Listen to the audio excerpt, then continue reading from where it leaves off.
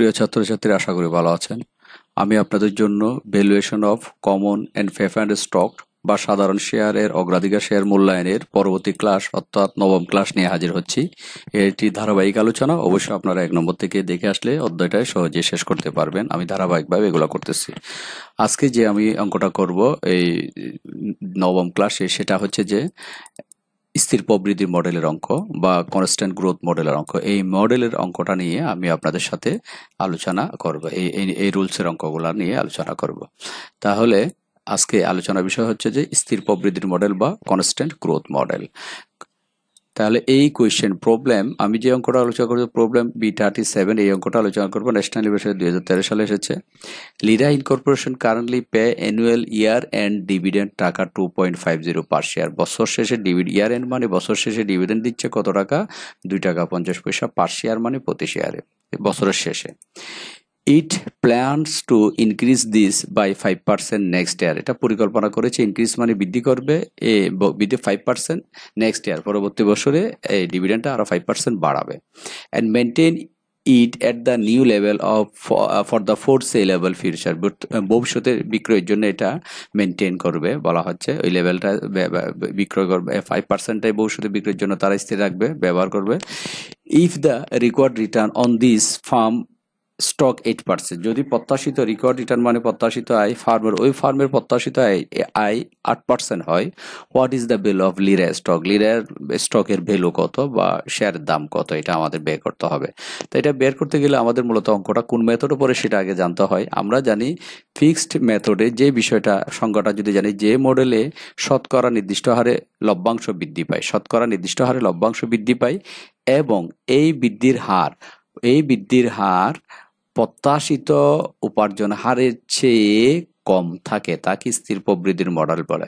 প্রত্যাশিত উপার্জিত হার, এখানে বৃদ্ধির হার প্রত্যাশিত উপার্জন, লভ্যাংশ যে বৃদ্ধির হার হবে সেটা প্রত্যাশিত উপার্জন হার চেয়ে কম থাকবে। দেখি আমরা কোয়েশ্চেনে, লভ্যাংশ বৃদ্ধির হার হচ্ছে 5% আর প্রত্যাশিত উপার্জন, এই যে রিকোয়ার্ড রিটার্ন প্রত্যাশিত হার হচ্ছে 8%। তাহলে লভ্যাংশের হারটা প্রত্যাশিত হার চেয়ে কম আছে, সংজ্ঞা অনুযায়ী কম আছে।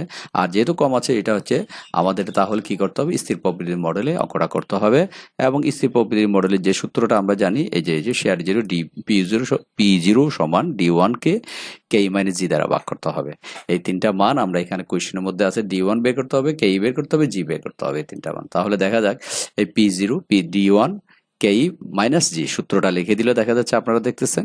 এখন D1 বের করতে হবে, যে D1 বের করতেছে, D1 সমান D0 1 প্লাস জি। আমরা এগুলো অনেক আগে শিখেছি কিভাবে বের করতে হয়, 1 নম্বর ক্লাসে শিখে আসছি। তাহলে D0 মান হচ্ছে বছর শেষে ইয়ার এন্ডিং এ যে ডিভিডেন্ডটা দিচ্ছে 2.5 টাকা 2.50, এটা হচ্ছে D0 মান। তাহলে D0 2.50 বসে গেল। এরপর ব্র্যাকেট, ফার্স্ট ব্র্যাকেট, সূত্র ব্র্যাকেট 1 বসে গেল। জি মানে গ্রোথ রেট আমাদের এই যে 5% গ্রোথ রেট, এখানে 5% আছে। এটা এই 5% মিনস ফার্স্টকে 100 দ্বারা ভাগ করলে 0.05 বের হয়েছে, যেটা এখানে জি গ্রোথ রেট 5% সমান 0.05 বের করেছে, 0.05 এখানে জি করছে। তাহলে এর সাথে 0.05 যোগ করে 1.05, ওটার সাথে 2.5 ক্যালকুলেটর দিয়ে গুণ করলে 2.625 এটা বের হবে। এবং এই D1 এর ফলাফলের মধ্যে এটা বসে গেছে, 2.625 বসে গেল। এরপর কে মানে জানি আমরা প্রত্যাশিত হার হচ্ছে 8% এর সেম এটার মতো। 5 কে যেমন এই 100 দিয়ে ভাগ করছে, 8 কে 100 দিয়ে ভাগ করলে 0.08 বের হবে। এই যে 8% বা 8 কে 100 দিয়ে ভাগ করলে এটার মতোই ভাগ করলে 0.08 এটা বের হবে। মাইনাস হচ্ছে জি মান, বির মান বের হচ্ছে কত? আমরা এখানে বের করেছি 0.05 বা এখানেও বের করা আছে। তাহলে এরপরে পরবর্তী লাইন, এটা লাইনের পরে পরবর্তী লাইন এটাই দিছে, যদিও সমান চিহ্নের পাশে দিছে, আপনারা না পাশে না দিয়ে নিচে লিখবেন, নিচে লাইনে লিখবেন। 2.625 এটা বসে গেল। 0.08 থেকে 0.05 বি করলে 0.03 বের হয়েছে। ক্যালকুলেটর দিয়ে 2.625 কে 0.03 দিয়ে ভাগ করেন, তাহলে 87.5 এই ফলাফলটা বের হয়ে যাবে। আশা করি বোঝা গেল এই অঙ্কটা স্থির প্রবৃদ্ধি মডেল। এই আরেকটা অঙ্ক আমি আপনাদের দেখাচ্ছি এই ভিডিওতে। আমি এখন আপনাদেরকে আরেকটা অঙ্ক দেখাচ্ছি, যেটা হচ্ছে প্রবলেম B42 এবং এটা ন্যাশনাল ইউনিভার্সিটিতে দেখাচ্ছে, 2017 সালে এসছে। এই অঙ্কটা নিয়ে আমি আপনাদেরকে এখন আলোচনা করব। দেখা যাচ্ছে ABC company currently has N EPS টাকা 40। ইপিএস মানে আর্নিং পার শেয়ার, এটা হচ্ছে ই মানে আর্নিং, পি মানে পার, এস মানে শেয়ার, আর্নিং পার শেয়ার ইপিএস। আমি আপনাদের এখানে লিখে রাখতেছি ইপিএস, এগুলা জেনে রাখা ভালো।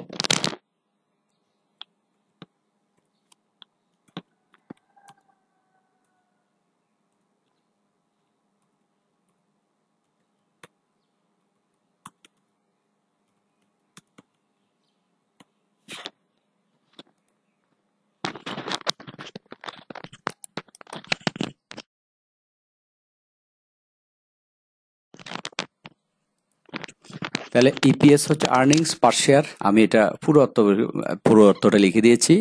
পার শেয়ার মানে প্রতি শেয়ার, আর্নিং মানে আয়, প্রতি শেয়ারে আয়। প্রতি শেয়ারে আয় হচ্ছে 1 শেয়ার থাকলে সে 40 টাকা আয় করবে বর্তমানে সে। And dividend and dividend pay out ratio 40%, এবং লভ্যাংশ দিচ্ছে 40% করে। 1 শেয়ারে 40 টাকা লাভ আয় করতেছে, ওই 40 টাকা থেকে 40% কি দিবে? ডিভিডেন্ড দিবে। ডিভিডেন্ড এটা আমরা মূলত D1 বের করার জন্য লাগবে। আর্নিং পার শেয়ার এবং এই পার্সেন্টেজ ডিভিডেন্ড বের করার জন্য D1 বের করার জন্য লাগবে। দেখেন এইরকম অঙ্ক আর করি নাই, আজকে এটাতে করবো। এইখানে বের করছি দেখেন, D0 বের করার জন্য বলা হচ্ছে 40 টাকার 40%। এই যে 40 টাকা হচ্ছে প্রতি শেয়ার, ওই শেয়ারের উপর 40% ডিভিডেন্ড দিচ্ছে। মানে যত টাকা কোম্পানি আয় করতেছে, 40 টাকা আয় করছে 1 শেয়ারে, সব আয় তো আর শেয়ার হোল্ডারদের দেবে না, ওখান থেকে 40% দিচ্ছে। 40 টাকা 40% হচ্ছে কত? 4 4 16 টাকা। তাহলে D0 মান 16 টাকা বের হয়েছে। D0 হচ্ছে 16 টাকা, এটা বের হয়ে গেল। আচ্ছা, গেল। এরপরে এই কাজটা আমাদের জন্য আজকে নতুন পাইলাম, এটা D0 বের করাটা জটিল কিছু না কিন্তু। An investor required at 40% on this kind of investment. একজন বিনিয়োগকারী ওই বিনিয়োগের উপর 14% আয় আশা করতেছে। 100 টাকায় 14 টাকা আয় আশা করতেছে। Growth rate is 8%। Growth rate বা জি এর মান হচ্ছে 8%। What is the value of ABC share? ABC share value কত? তাহলে এই কোয়েশ্চেনটা পরে আমরা কোন মেথড কিভাবে বুঝবো? দেখেন, এখানে রিকোয়ার্ড রেট 14%, প্রত্যাশিত আয় হচ্ছে 14%, গ্রোথ রেট হচ্ছে 8%। যা প্রত্যাশিত আয় গ্রোথ রেটের চেয়ে, গ্রোথ রেট প্রত্যাশিত আয় চেয়ে কম হলে কিন্তু ফিক্সড এই মেথডটা হয়, মানে স্থির প্রবৃদ্ধির মডেলটাই হয়। স্থির প্রবৃদ্ধি হয়, যে স্থির প্রবৃদ্ধির মডেল বা কনস্ট্যান্ট গ্রোথ মডেল আমরা সংজ্ঞায় বুঝি। যে মডেলের নির্দিষ্ট হারে লভ্যাংশ বৃদ্ধি পায়, এখানে যদি আমরা মূল বিষয়টা দেখাই, নির্দিষ্ট হারে লভ্যাংশ বৃদ্ধি পায়। এই লভ্যাংশ বৃদ্ধি প্রত্যাশিত উপার্জন হারের চেয়ে কম। এই যে লভ্যাংশটা বৃদ্ধি পাবে, সেটা প্রত্যাশিত উপার্জনের হার চেয়ে কি হবে? কম। দেখেন, প্রত্যাশিত উপার্জিত হার হচ্ছে 14%, রিকোয়ার্ড আয় হচ্ছে 14%, আর গ্রোথ হচ্ছে 8% কম। জি এর মান হচ্ছে, গ্রোথ মানে প্রবৃদ্ধি, এই প্রবৃদ্ধি বা লভ্যাংশ বৃদ্ধির হার হচ্ছে কত? মাত্র 8%, আর এটা 14%। এই গ্রোথ রেট কম হলেই তাহলে বুঝতে হবে যে এটা মূলত ফিক্সড স্থির প্রবৃদ্ধির মডেল বা কনস্ট্যান্ট গ্রোথ মডেলের অঙ্ক। এবং কনস্ট্যান্ট গ্রোথ মডেলের যেহেতু অঙ্ক, এবং এটা আমাদের সূত্রটা হবে কোনটা? এটা সূত্র হবে যেটা P0 D1 মাইনাস K দ্বারা ভাগ, এই সূত্রটা হবে। দেখেন করছে, এই যে P0 সমান D1 K মাইনাস D, সূত্রটা লিখে দিল। এরপর আমাদের এখন D0 তে একটু আগে আমরা এটা বের করছি D0। এরপর যদি আমরা বের করি,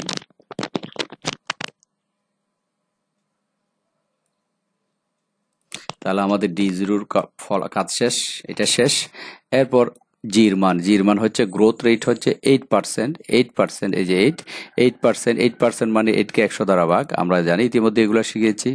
8% মিন হচ্ছে 8 কে 100 দ্বারা ভাগ। 8 কে 100 দ্বারা ভাগ করলে 0, বাংলায় লিখে ফেলছি, এটা বাংলা, এটা ইংরেজি দুই রকম হয়ে গেছে, আপনারা বুঝবেন। 8 কে 100 দ্বারা পর 0.08, এইটাই হবে পয়েন্ট। এটা টেনে 1 করে দিলাম, এটা 1 দিয়ে দিলাম, বাংলা ইংরেজি হয়ে গেল। তাহলে 8% আমরা বের করে ফেলছি। 8% মানে হচ্ছে 0.08, এই যে জি এর মান 8%, 0.08। এরপর D1 বের করতে হবে। D1 বের করার সূত্র হচ্ছে D0 1 প্লাস জি। তাহলে D0 মান আমরা এখানে বের করছি 16, এই যে 16, আর 1 প্লাস জি, 1 এর সাথে জি এর মান হচ্ছে 0.8, যোগ করলে 1.08, 16 এর সাথে 1.08 গুণ করেন, তাহলে 17.28 বের হয়ে যাবে।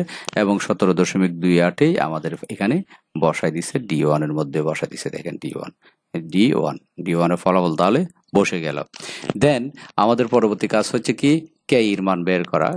কেই তো দেওয়াই আছে। কেই হচ্ছে কোনটা? কেই হচ্ছে রিকোয়ার্ড রেট হচ্ছে 14%। 14% মানে 14 কে 100 দ্বারা ভাগ করলে এটাই বের হবে। 14 কে 100 দ্বারা ভাগ মানে এই কাজটার মতোই কাজ করতে হবে। 8 কে যেমন 100 দ্বারা ভাগ করছি, 14 কে 100 দ্বারা ভাগ করলে 0.14 এটা বের হবে। তাহলে 0.14 এটা বের হয়ে গেল। মাইনাস জি এর মান তো আমরা একটু আগে বের করে রাখছি। জি এর মান হচ্ছে 8%, এই যে 8.08। তাহলে 14 থেকে 0.08 বাদ দিলে বাদ থাকা 0.6, আর আমাদের উপরে 17.28 এটা উপরে থাকতেছে। এই লাইনটা কিন্তু তৃতীয় লাইন, এই এক লাইন, দ্বিতীয় লাইন, এটা তৃতীয় লাইন হবে, মনে রাখবে। এটা চতুর্থ লাইন হবে লাস্টেরটা। 17.28 কে 0.6 দ্বারা ভাগ করলে 288 টাকা বের হবে। এবং এটাই হচ্ছে আমাদের ভ্যালু অফ এবিসি লিমিটেডের শেয়ারের মূল্য। ভ্যালু অফ এবিসি লিমিটেডের শেয়ার মূল্য হচ্ছে 288 টাকা। আশা করি বোঝা গেল এই অঙ্কটা। দুইটা অঙ্ক আমি ভিডিওতে করেছি, প্র্যাকটিস করে ফেলবেন। ওকে, ভালো থাকবেন। আল্লাহ হাফেজ।